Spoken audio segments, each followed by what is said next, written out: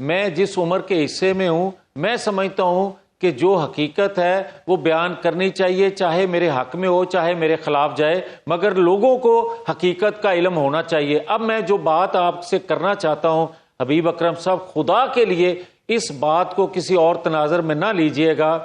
یہ جو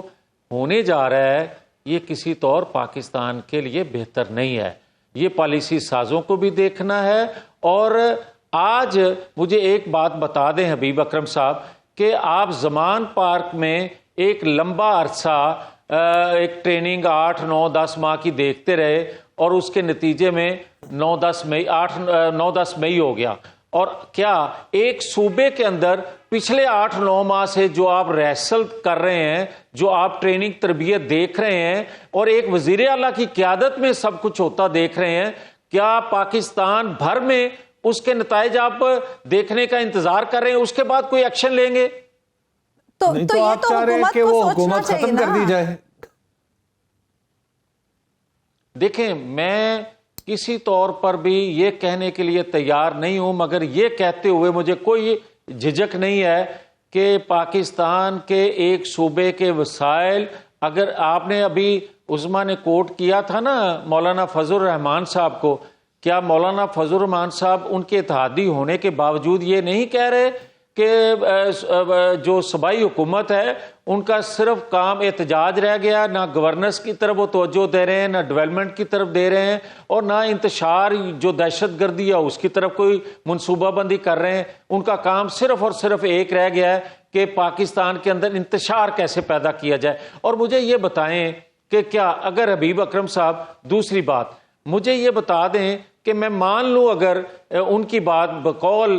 بشرا be be کے یا باقی لوگوں کے کہ وہ بے گناہ ہیں، تو کیا بے گناہ لوگوں کو چھڑوانے کے لیے آپ مسلح جتھے لے کے آیا کریں گے؟ آپ ابھی کہہ رہے ہیں عدالتوں سے شکوہ ہے کہ عدالتیں اپنا کام نہیں کر رہی، عدلیہ کو تو آپ لوگوں نے اور بے پھر اختیار کر عدلیہ دیا جو ہے اس کے پر کاٹ دیے آپ نے، یہ بنیادی شکوہ ہے۔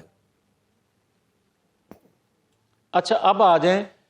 کہ عدلیہ کے میں نے پر کاٹے ہیں، اس پہ آ جاتے ہیں۔ مجھے یہ بتائیں حبیب اکرم صاحب،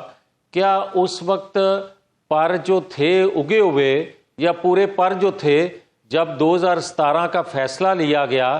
اس وقت 2014 میں پورے پر تھے، یا پرویز مشرف جن نے جب مارشل لا لگایا اس وقت پر پورے تھے، یا جب ایوب خان ضیاء الحق نے مارشل لا لگائے اس وقت پر پورے تھے، تو اس نے کیا گل کھلایا؟ اور مجھے یہ بتائیں کہ کیا میں نے آج تک جو جدوجہد کی ہے یا کوشش کی ہے آپ نے، وہ یہی کی ہے نا کہ عدالتیں آزاد ہوں، جو میرٹ پہ فیصلہ بنتا ہو وہ دیں۔ تو یہ جو فیصلے دیے گئے اس وقت محترم عدالتوں کی طرف سے، کیا اس پہ کوئی بات کرنے کو تیار ہوگا، یا آج اس پہ کوئی معافی مانگنے کے لیے تیار ہوگا کہ ہمارے فیصلوں سے پاکستان جو ہے وہ گرداب میں پھنس گیا؟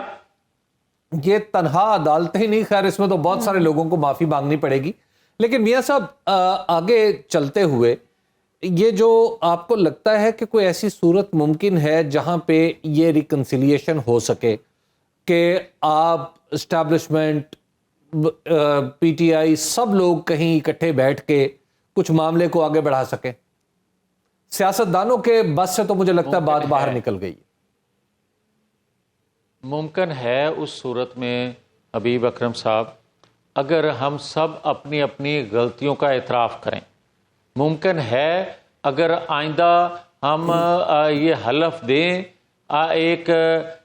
کنسنسس کریں کہ آئندہ اپنی حدود و قیود میں تمام اداروں میں بیٹھے لوگ رہیں گے، تمام سیاستدان جو ہیں وہ چوری چھپے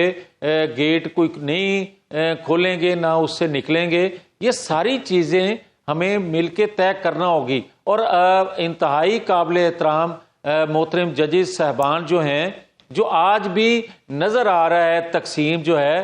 کسی طور پر تقسیم رائے ہوتی ہے، فیصلہ دینے میں ہر ایک آزاد ہونا چاہیے، مگر خدا کے لیے ایک بلڈنگ میں بیٹھ کے خط و کتابت چلتی رہے اور آپس میں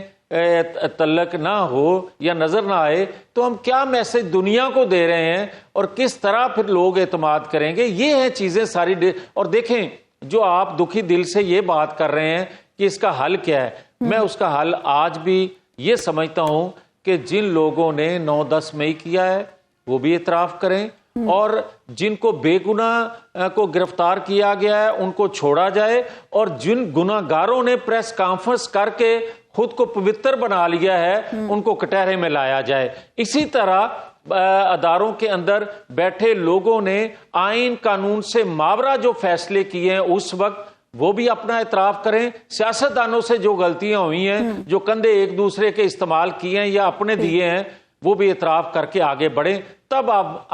نکل سکتے ہیں، ورنہ قانون سازی سے کام چلنے والا نہیں ہے۔